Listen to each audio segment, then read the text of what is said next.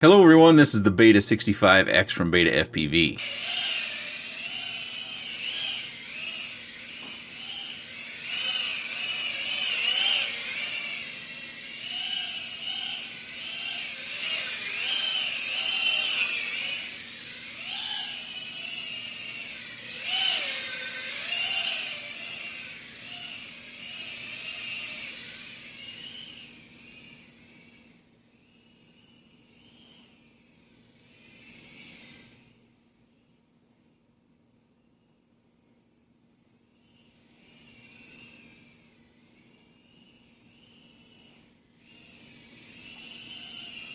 Featuring 802 17,500 kV motors, 4-bladed 31mm props, F4 flight controller with an OSD, 6-amp 4-in-1 ESC with a 10-amp peak, the Z02 all-in-one camera and VTX. VTX is power switchable, 0, 25 milliwatts, 200 milliwatts, with smart audio. The props rotate in towards the sides. It takes two 1S batteries. Of course, we have PH2 connectors. Mine came with an FR Sky XM receiver. Also got an extra set of props. It weighs almost 29 grams. Motor post to motor post, I am getting 65 millimeters. As we get started on this flight, I'll need to cover the one thing that might be sticking out. No, we don't rent furniture. No, we didn't just move in. Those that have been around the channel for a while know that we had some water damage to the floor. And then when we got everything coordinated with moving furniture and the people to do the floors, we found additional water damage. And so you'll see some plastic around the house. We're trying to get the moisture content out of the wood floors so that we can get the wood floors done, hopefully without any cupping. So these BetaFPV products, the 65X and the 75X, have been wildly popular. We have a large group of people on the 2S Power Whoop group, and I'll link that down below in the description, that have been flying these and having all sorts of fun, and also making improvements, whether it be to a different camera so that it handles light a little bit better. This one does okay out inside, but outside it gets a little bit rough sometimes. Or just tweaking the tune out to that nth degree to where you get every bit of control and smooth flights that you can. I am flying in acro mode, which to those who might not be oriented to that, that is no self-stabilization. You see in the lower right where it says air mode, and then in the top left I also have where it has the throttle value, so you know how much throttle I'm using. The audio that you hear in the flight is not from the machine itself. Oh, there was our little crash. But I use a stationary camera, and then I sync the video feed from the FPV as well as the camera with a sound clap, a lot like they probably do in movies with those little clackers. And then in post, I bring the audio in, and so it helps you kind of listen to what I'm doing as I'm flying, how the machine sounds, and if that's something that you would fly in your house or around the people that you have. I know several of you have commented about having skittish pets or kids or whatnot, and I do have kids, but I tend to fly a lot of these at lunch, and the kids are at school, of course. I do fly when they're home, but oftentimes that video does not make this video, just because they're usually fussing with me. They're either, over talking to me or something of that nature, or they want to watch with me, and they generally talk while they're watching as well. So that kind of messes up what I'm doing with the audio and the stationary camera. But these are, the 65X and the 75X are beasts. They are very, very powerful. We're running 2S. That's the new wave. We're going to see probably more of these coming in the future. I think so far 2S, and I said this 8 months ago when I did the Recon Heli 76, the 2S Power Whoops or the 2S Whoops, they are my favorite just because of the control that I feel I have in acro mode. I can fly faster, and I can stop quicker as well. I can arrest that speed that you tend to get.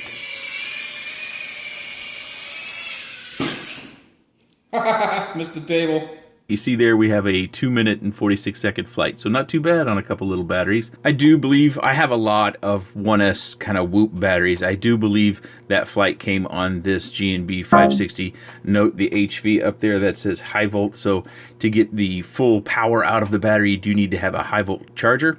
These can be picked up from Amazon. I don't recall the price, but I'll put a link down below. You can also find these from various vendors if you want to go shopping around for possibly a better deal. Now, BetaFPV sent me these batteries. I got 2 of them, but I don't believe they made the video in any way, shape, or form, and I have to reserve my judgment until they have been cycled a few more times.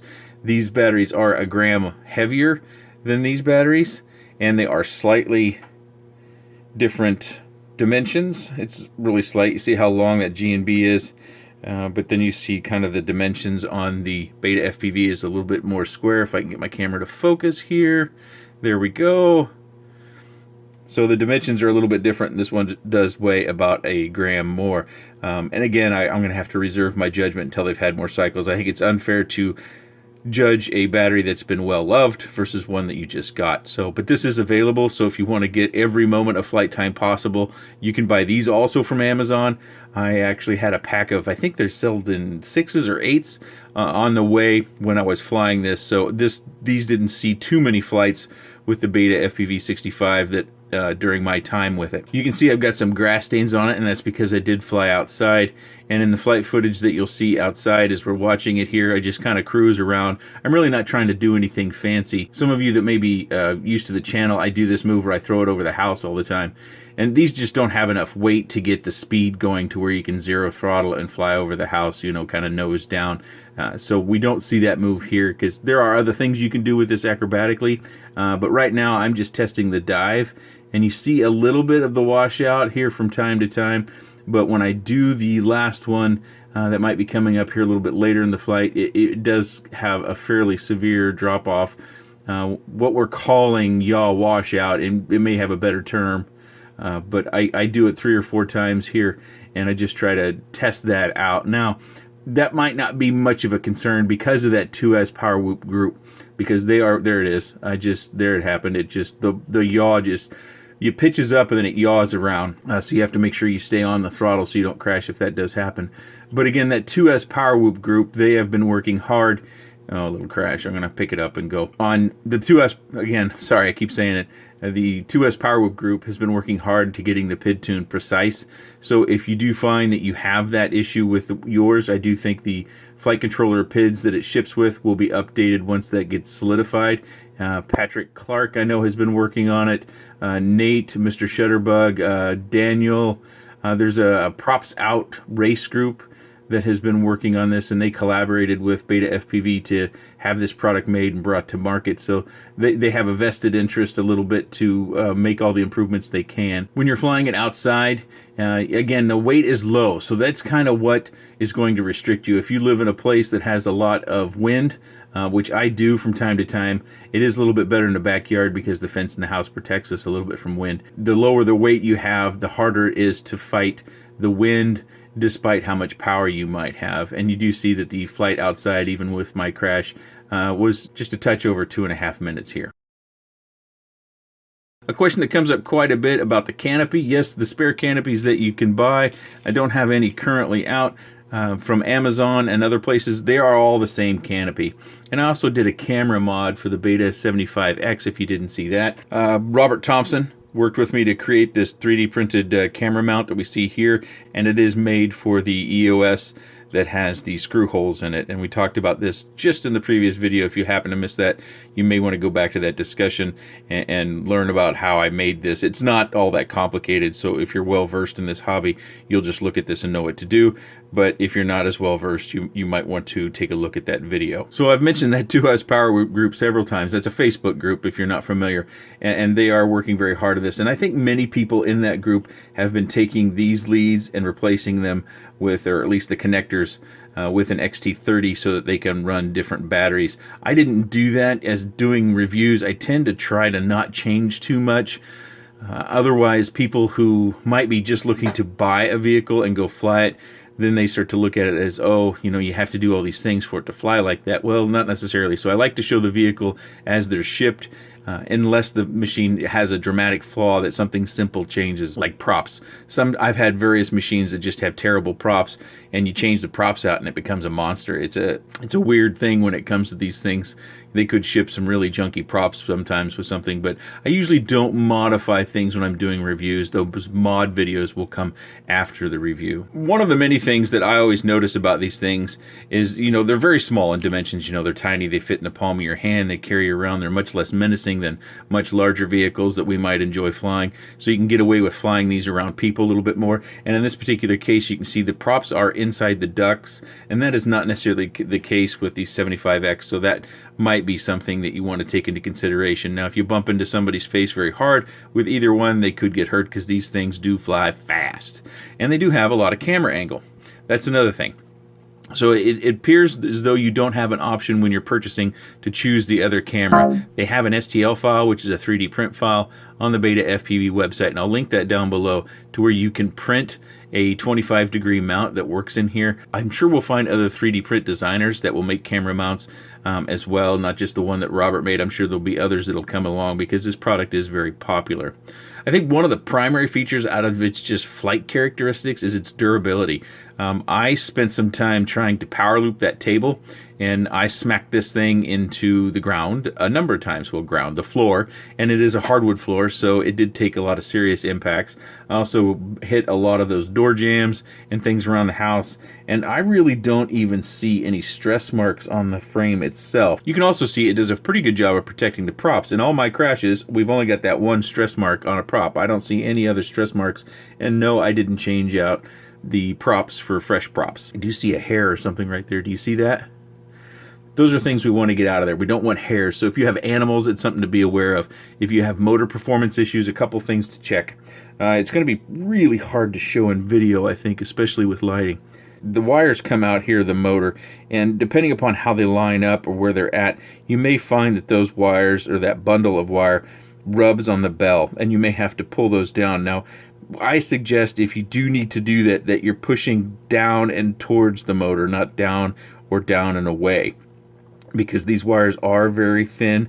They are very small. We've got tiny little motors, and that's another item that some people point out is the weakness of these. I don't personally feel that the motor wires being that small is a terrible weakness, just because in my opinion, thinking of it relatively, if you have a terrible crash with a larger vehicle like this one here, say you go running through a tree and you clip it and you snap an arm, these can oftentimes get damaged just as well as the tiny little ones. These have advantages in that they're much bigger and thicker.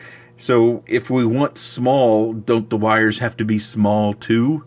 Otherwise, we're just looking at a bigger motor. And if that's the case, I would suggest moving over to something like this. The motor wires are more substantial, and they're less likely to get stripped out of there just because they are a bit bigger. But you do see, hopefully, the windings down in there. Not all that much bigger. So that's an issue that I think it's fair to cover to make sure you're aware of the fact that some people do have problems with motors, not necessarily even just BetaFPV motors.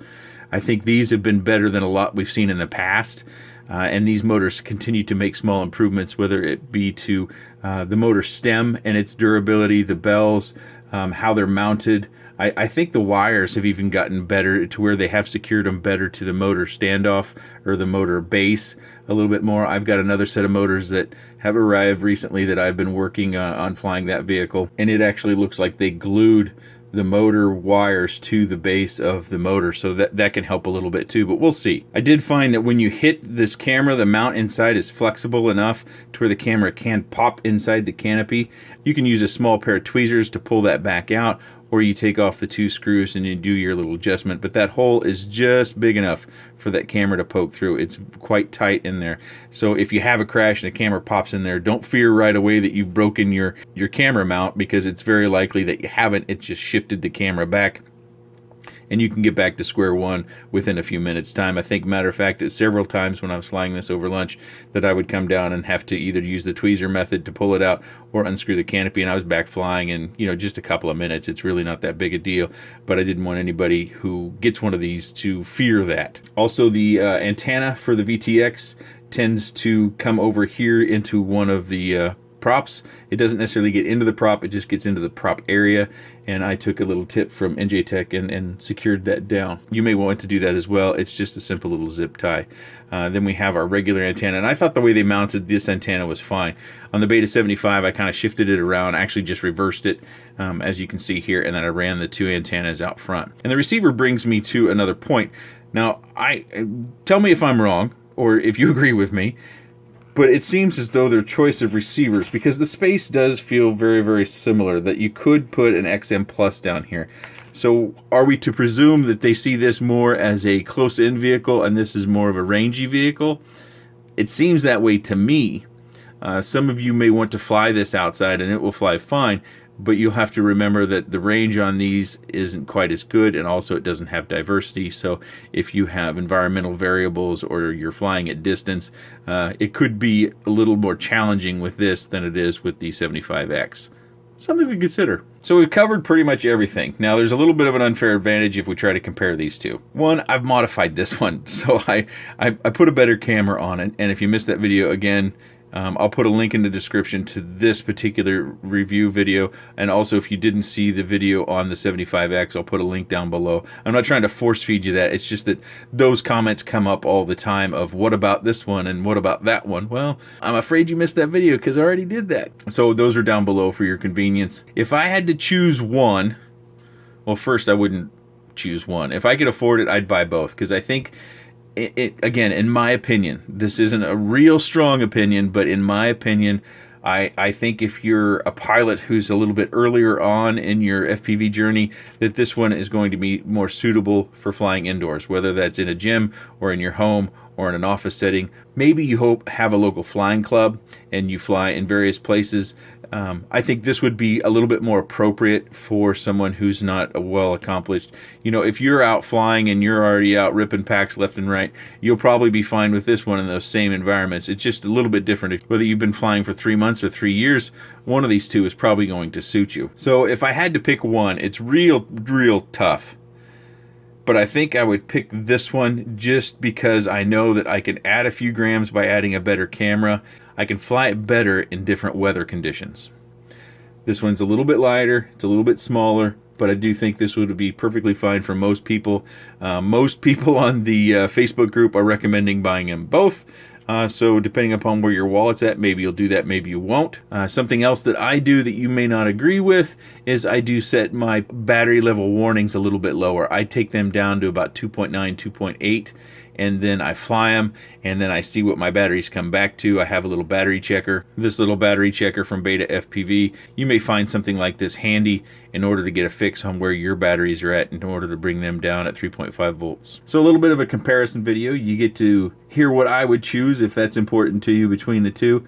I do recommend that you buy something for indoor, whether it's one of these or some other Whoop, because I do think my flight skills improved a lot when I started doing a lot of indoor flying over the winter.